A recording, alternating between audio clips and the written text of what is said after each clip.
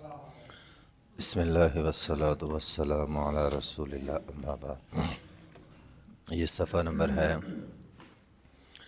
224 اور آیت نمبر ہے 99 اور 100۔ اعوذ باللہ من الشیطان الرجیم،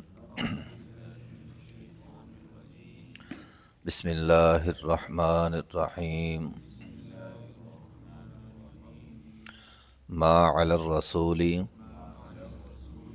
الا البلاغ واللہ یعلم ما تبدون وما تکتمون قل لا یستوی الخبیث والطیب ولو اعجبک کثرۃ الخبیث فاتقوا اللہ یا اولی الالباب لعلکم تفلحون۔ ما علی الرسول الا البلاغ، نہیں ہے رسول کے ذمے مگر پہنچا دینا۔ رسول کی ذمہ داری صرف بات پہنچا دینا ہے۔ واللہ، اور اللہ، یعلم جانتا ہے، ما تبدون جو تم چھپاتے ہو، ما تبدون جو تم ظاہر کرتے ہو، وما تکتمون اور جو تم چھپاتے ہو۔ قل، اے پیغمبر آپ کہہ دیں، لا یستوی الخبیث، نہیں برابر ہو سکتے، خبیث و طیب اور طیب، پاک اور ناپاک برابر نہیں ہو سکتے۔ ولو اعجبک کثرۃ الخبیث، اگرچہ خبیث کی کثرت تمہیں اچھی لگے۔ فاتقوا اللہ، اللہ سے ڈر جاؤ، یا اولی الالباب، اے عقل والو، لعلکم تفلحون، شاید کہ تم فلاح پا جاؤ۔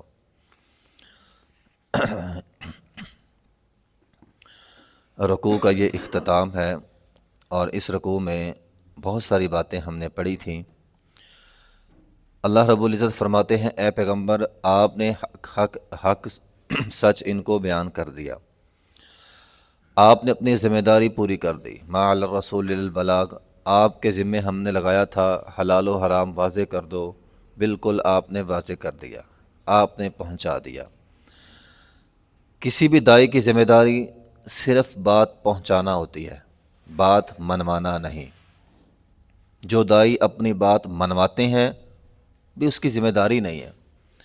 ذمہ داری ہے حق اور سچ بغیر کسی کمی پیشی کے ٹھیک ٹھاک طریقے کے ساتھ آگے پہنچا دیا جائے، کوئی بھی بات چھپائی نہ جائے۔ نبی علیہ الصلوۃ والسلام نے حجۃ الوداع کے موقع پر الاعلان یہ بات کہی تھی، اے لوگوں میں نے دین پہنچا دیا، جی پہنچا دیا۔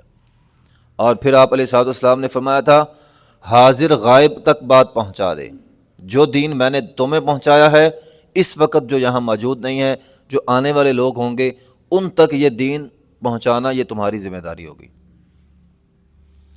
تو حق اور سچ بالکل نبی علیہ الصلوۃ والسلام نے اپنی شریعت میں سے کوئی ایک بات بھی نہیں چھپائی۔ امی عائشہ رضی اللہ تعالیٰ عنہ فرماتی ہیں، جو بندہ یہ بات کہے گا کہ نبی علیہ الصلوۃ والسلام نے کچھ چیزیں چھپا لی تھیں، اس نے آپ علیہ الصلوۃ والسلام کی ذات پہ جھوٹ بولا ہے۔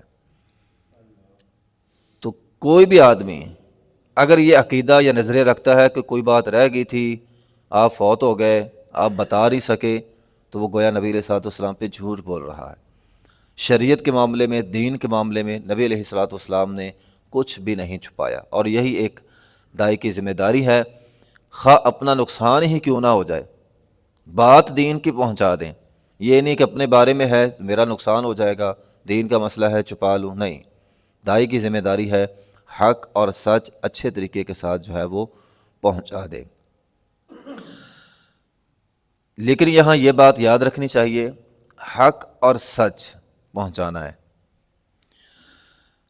اگلی آیت کے اعتبار سے اللہ تعالیٰ یہ فرماتے ہیں کہ بعض اوقات ہوتا یہ ہے کہ بندہ یہ سمجھ بیٹھتا ہے جو کام میں کر رہا ہوں سارے لوگ کر رہے ہیں، اس لیے یہ کام ٹھیک ہے۔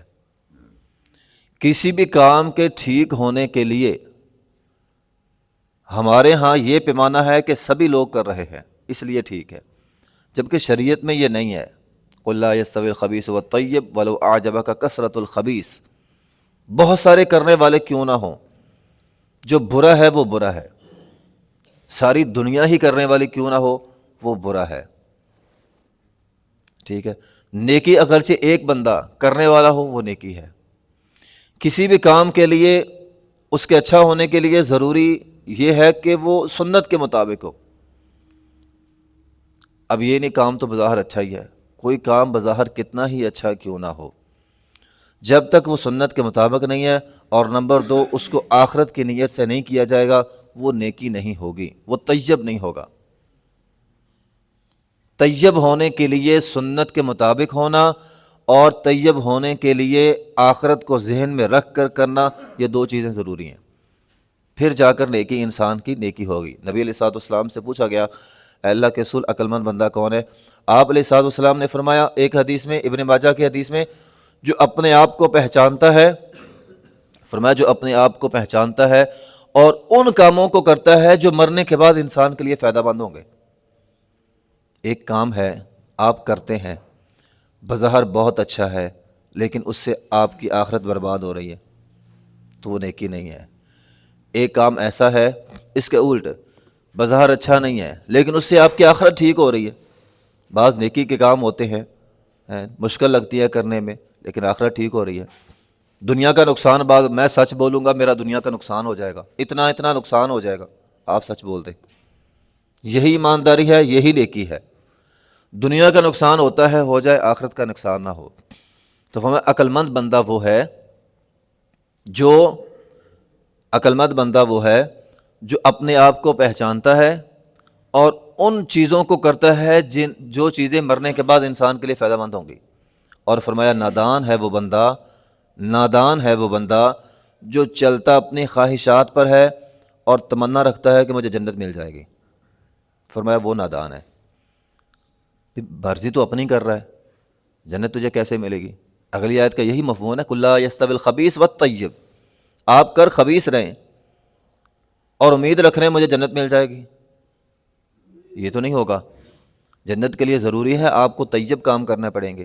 اور پھر پیچھے پورے رکوع کے اندر چونکہ مال کی بات بھی ہوئی ہے، حلال و حرام کی بات بھی ہوئی ہے، تو طیب کون سی چیز ہوگی؟ حق حلال کا مال ہے، اگرچہ تھوڑا کیوں نہ ہے۔ نبی علیہ الصلوۃ والسلام نے فرمایا جو بندہ حلال کی کمائی کرتا ہے، صرف ایک کھجور اللہ کے راستے میں صدقہ کر دے، اللہ تعالیٰ کے ہاں کثرت اور قلت کی تو پرواہ ہی نہیں ہے اللہ تعالیٰ کو۔ کوئی بندہ زیادہ دے رہا ہے، کوئی تھوڑا دے رہا ہے، اللہ یہ دیکھتا ہی نہیں ہے۔ اللہ تو دیکھتا ہے دینے والے کے اندر اخلاص کتنا ہے۔ ایک کھجور دے رہا ہے، فرمایا اللہ تعالیٰ اسے اپنے دائیں ہاتھ میں رکھ کر اسے پروان چڑھاتا ہے، اسے پہاڑوں جتنا بنا دیتا ہے۔ اللہ کو تو یہ تمہارا اخلاص چاہیے، طیب چاہیے۔ حلال کی کمائی کی ہے ایک ہی ہے، اللہ کو وہ قبول ہے۔ اگر آپ کی کمائی میں حرام کی میدش ہے، آپ لاکھوں روپیہ خرچ کر رہے ہیں، اللہ تعالیٰ کو آپ کے لاکھوں کی کوئی پرواہ نہیں ہے، ٹھیک ہے۔ یہ فارمولہ ہے اعمال میں بھی اور مال میں بھی، اعمال میں بھی اور مال میں بھی۔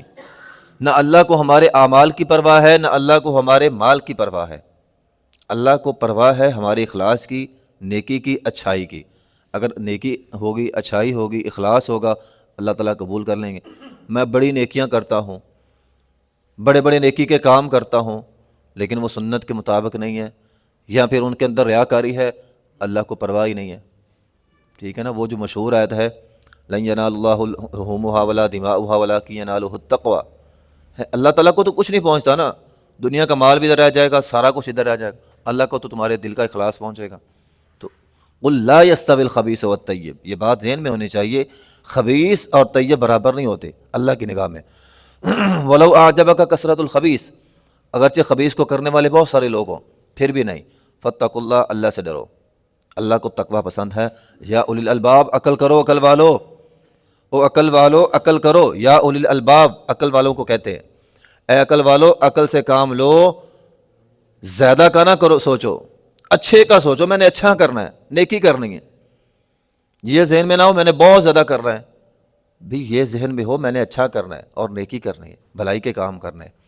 یا اولی الالباب، عقل والو اگر کامیاب ہونا ہے، لعلکم تفلحون، اگر کامیاب ہونا ہے ایمان کے ساتھ، نیکی کے ساتھ، تقوی کے ساتھ، سچائی کے ساتھ، حلال کے ساتھ کامیاب ہو جاؤ گے۔ اس کے الٹ دھوکہ ہے، فراڈ ہے، بے ایمانی ہے، تقوی نہیں ہے، لاہیت نہیں ہے، جھوٹ نہیں ہے، جھوٹ ہے، تو یہ چیزیں تمہارے لیے ناکامی کا باعث بنیں گی۔ اے عقل والو، عقل کر لو اگر کامیاب ہونا ہے۔ یہ قرآن کا واضح پیغام ہے اور ہمیں عقل کرنی چاہیے۔ جو سمجھ جائے گا سچ بولنے سے دنیا خراب ہوگی، آخرت بہتر ہو جائے گی، سچ بول لینا چاہیے۔ جھوٹ بول کر دنیا کا فائدہ مل جائے گا، آخرت برباد کر رہا ہے، بے عقلی کا کام کر رہا ہے۔ اے عقل والو، عقل کرو، ہوش کے ناخن لو، لعلکم تفلحون، اگر تم نے کامیاب ہونا ہے۔ وآخر دعوانا الحمدللہ رب العالمین۔